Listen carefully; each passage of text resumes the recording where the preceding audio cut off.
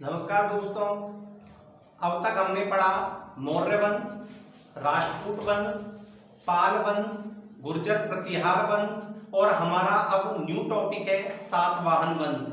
तो सातवाहन वंश में हम कुछ फैक्ट्स देखेंगे जिन फैक्ट्स के द्वारा हम आसानी से एग्जाम्स को क्रैक कर सकते हैं। तो इसमें हम सातवाहन वंश में देखते हैं आंध्र सातवाहन वंश का जो क्षेत्र रहा है वो आंध्र क्षेत्र रहा है, जो कि गोदावरी व कृष्णा नदी की घाटी के अंतर्गत आता है।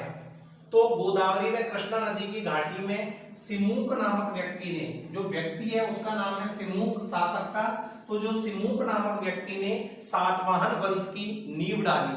तो सातवाहन वंश के जो संस्थापक हैं वो सिमुक माने जाते हैं। सिमुक का जो राज्यकाल है वो 37 ईस्वी पूर्व तक है। इसका अर्थ ये हुआ कि 60 ईसा पूर्व में ये यानी कि इन्होंने स्थापना की और 37 ईस्वी पूर्व तक इन्होंने शासन किया। तो इसका अर्थ ये हुआ कि इन्होंने करीब 23 वर्ष तक शासन किया। सिमुक के बाद सातकर्णी प्रथम, सिमुक के बाद जो अगला शासक था उसका नाम था सातकर्णी प्रथम, जिसने सातवाहन वंश की शक्तियों का विस्तार किया।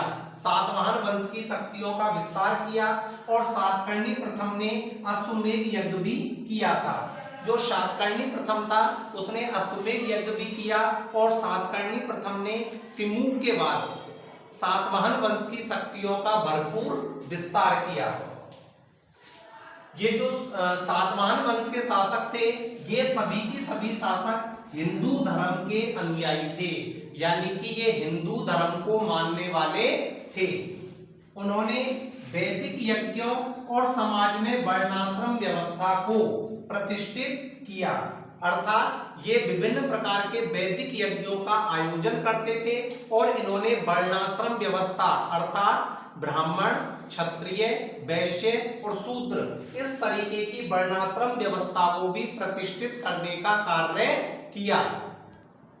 इसके आगे हम देखते हैं कि उन्होंने बौद्ध व जैन विहारों को भी अनुदान दिए, यानी कि जो सातवाहन वंश के शासक थे उन्होंने बौद्धों व जैन विहारों को भी अनुदान दिए। अब इसके बाद हम देखते हैं कि सातवाहन शासकों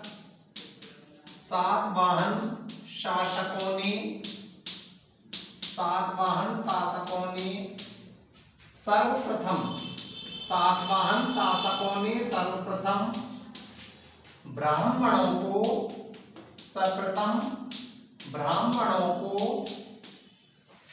भूमि अनुदान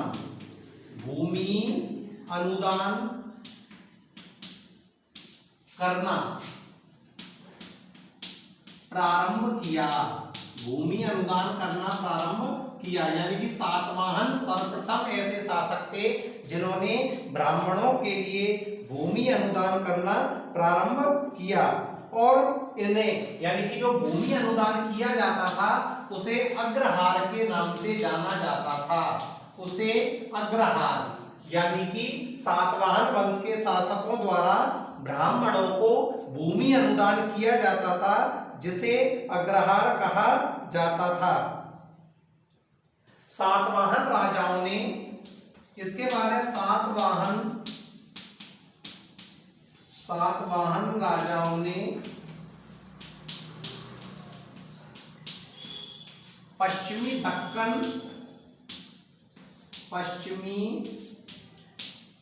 दक्कन में कई चैत्य व विहारों का निर्माण करवाया।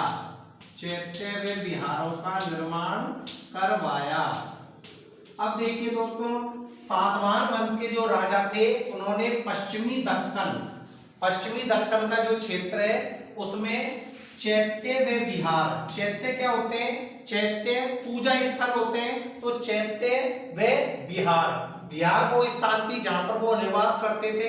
तो चैत्य व विहारों का निर्माण करवाया और 40 मीटर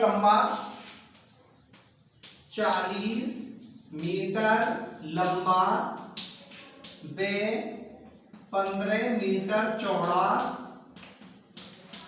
40 मीटर लंबा व 15 मीटर चौड़ा या ऊंचा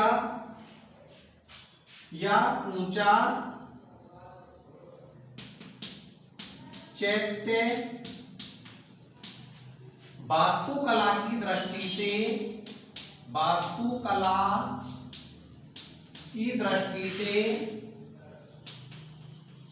सर्वोत्कृष्ट है।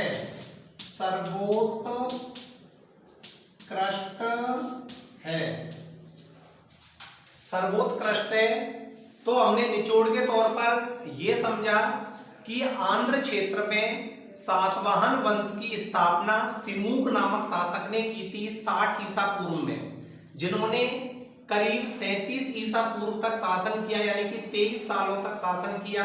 और शासन करने के बाद सातकर्णी प्रथम, इनके बाद जो अगला शासक आया सातकर्णी प्रथम, उन्होंने सातवाहन वंश की शक्तियों का विस्तार किया।